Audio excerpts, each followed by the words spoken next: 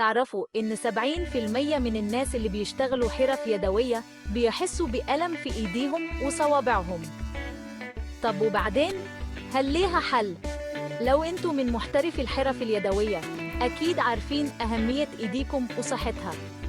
النهاردة هنواجه وجع المفاصل ده بتمارين سهلة وبسيطة.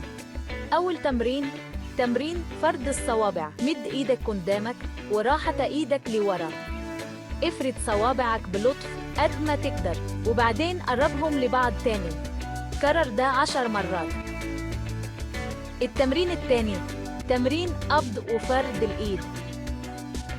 اقبض إيدك وبعدين افردها ببطء ومد صوابعك قد ما يقدروا يتمدوا. اعمل ده 10 مرات برضو. دلوقتي نجرب تمرين لمس الصوابع بالإبهام. وقفة. المس طرف كل صباع بإبهامك. 1 1. روح ورجع كذا مرة.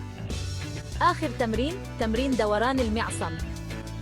مد ذراعك وراحة إيدك لورا ولف معصمك ببطء في دواير. اعمل 10 دواير مع عقارب الساعة و10 دواير عكس عقارب الساعة. افتكروا الاستمرار هو السر. اعملوا التمارين دي كل يوم وهتلاقوا الفرق. اشتغلوا حرفكم بمتعة.